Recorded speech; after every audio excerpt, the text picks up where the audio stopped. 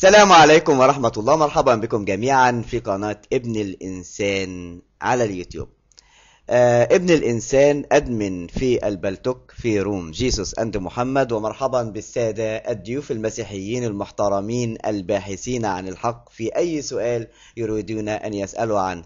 الآن الحلقة بعنوان الكارثة. الكارثة، ما هي الكارثة؟ نستمع إلى الحلقة. بتسجل يعني زي الفل، وصدقوني بتسجل من المسيحيين وبتسجل من المسلمين، من الاثنين يعني. المسلمين هياخدوه ويروحوا بيه عند وسام، والمسيحيين هياخدوه ويروحوا بيه عند ابونا. بص يا ابونا، الناس دي ما كانتش موافقة على عمل المناظرة. والتاني شوف يا وسام، الناس دي خايفة ان انت تعمل مع ابونا عبد المسيح مناظرة.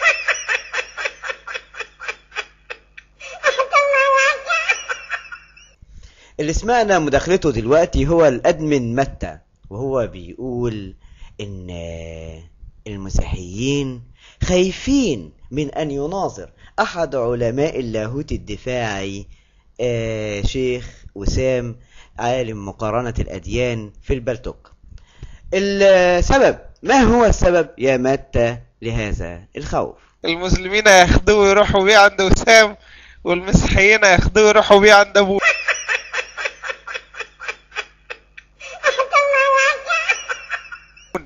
بص يا ابونا، الناس دي ما كانتش موافقة على عمل المناظرة.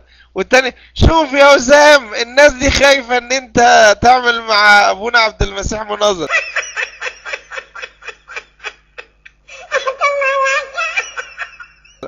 يعني حاجة زي الفل. الله العظيم، فعلا يا راجل حاجة زي الفل. لما تحيليني في التاني اتفضل يا دريفن لايف. طيب، شكرا لك يا اخوي الحبيب متى. اتمنى اذا كان صوتي واضح، بس يعني اطمئن على الصوت عشان ما يكونش اصابني ما اصاب اختنا العزيزة رفا، اختنا العزيزة سانشاين. طبعا سمعنا كلام الأدمن متى وأظهار خوفه ورعبه، ولكن المقصود من التسجيل دوت بقى هي مداخلة دريفن لايف. هيقول كلام خطير جدا نسمعه مع بعض، وصوته واضح وجميل، والحقيقة كلامه منسق وبيظهر الشخصية المسيحية متجلية. طيب، انا عايز ابدي رأيي بعدة نقاط وسألخصها عشان ما اطولش على المايك. النقطة الاولى ان المناظرة الان امر مسلم به ولا يمكن الرجوع عنه، لانه حتى ولو تراجع ابونا بسيط الان فهي كارثة بمقدار كارثة المناظرة.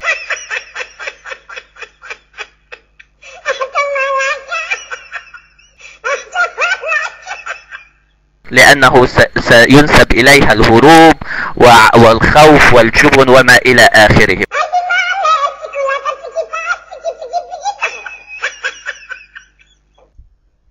هل تعرف لماذا صديقي المسيحي ما أقدم عليه القس عبد المسيح بسيط عالم اللاهوت الدفاعي كارثة؟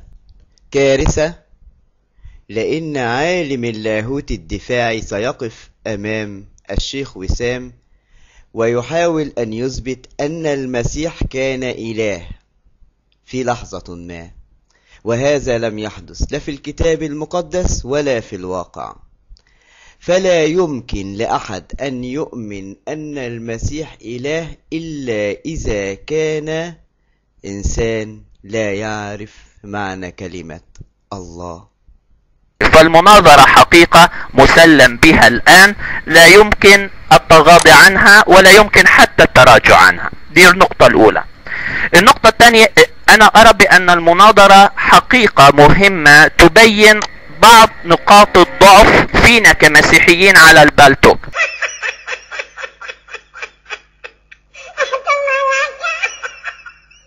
حتى علماء اللاهوت ضعفاء على البلتوك. جميع البشر لا تستطيع أن تثبت شيء في المسيحية. المسيحية مجرد خرافة ودين باطل. أما بنيجي نفكر دلوقتي في الكلام اللي بيتقال ونحاول كده صديقي المسيحي نفكر مع بعض، لماذا لا يستطيع عالم من علماء اللاهوت إثبات أن المسيح إله؟ لماذا؟ هل هو ضعف منه أم لا يوجد دليل بالفعل؟ اسمح لي أن أقول يا أستاذ متى بأننا نملك الكثير من الغرف المسيحية على البلتوك. هذه الغرف جميع لا تتحدث بالمسيح،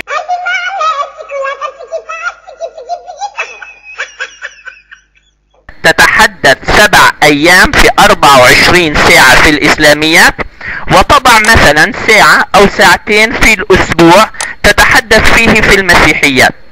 فنحن أولا كمسيحيين وكغرف مسيحية لم نؤدي الرسالة أو الغرض الموجود منا، فقررنا أننا نهاجم الإسلام ونتحدث عن الإسلام.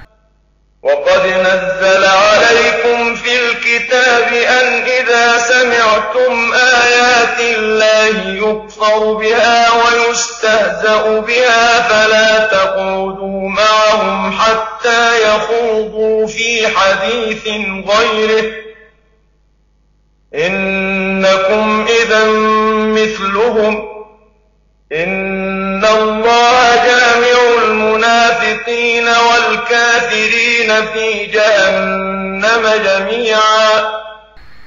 النقطة الثانية أن المسلمين استطاعوا بنجاح أنه يحجب المسلمين عن الذهاب إلى الغرف المسيحية، بحجة أنه إذا دخلتم إلى مكان وسمعتم فيه صوت الله أو اسم الله يشتم يجب أن تخرجوا من هذه الغرف. وبالتالي لم يعد هناك مسلمين يدخلون الغرف المسيحية.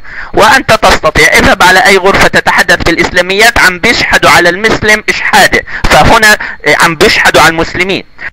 أصاب دريفن لايف الهدف. فهنا قد يظن المسيحي العادي أن الرومات المسيحية فتحت للتكريز والتبشير، تكريز وتبشير لدعوة المسلم إلى المسيحية، وهذا اعتقاد خاطئ. فالرومات المسيحية ليس هدفها ذلك. الرومات المسيحية لها هدفين فقط. الهدف الأول تشكيك المسلم في الإسلام وإن لم يدخل المسيحية. الهدف الثاني إبقاء المسيحي على جهله ولا يبحث في الإسلام فقط. يضعون شبهات في الإسلام، ولهذا يستخدمون السب والقصف. فإن كانت الرومات المسيحية تقبل الحوارات المحترمة بين المسلم والمسيحي لأصبحت رومات إسلامية، لأن الإسلام لا يوجد به أي شبهة. ولكن الشبهة هنا لماذا تعبدون البشر؟ ولماذا يهرب الأساوسة من المناظرات؟ وهذا هو موضوع حلقة اليوم، الكارثة. فإذا نحن أمامنا قصور كغرف مسيحية في التحدث في المسيحيات،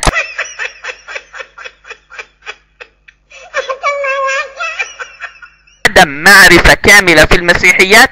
المسلمين استطاعوا أن يحجبوا المسلمين عن الذهاب إلى الغرف المسيحية. أيضا عندما نفتح أي موضوع مسيحي حتى في غرف مسيحية، يعني حتى في غرفة أبونا عبد المسيح بسيط أو هنا في هذه الغرفة، نصل إلى مرحلة عدم القدرة. نحن كمسيحيين ليس لدينا القدرة على قبول وقبول الرأي الآخر.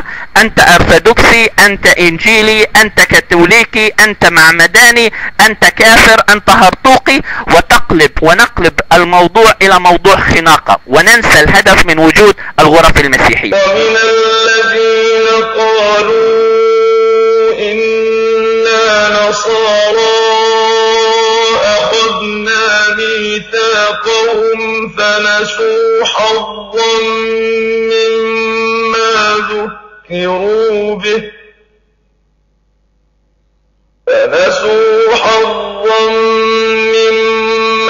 ذكروا به فأغرينا بينهم العداوة والبغضاء إلى يوم القيامة وسوف ينبئهم الله بما كانوا يصنعون.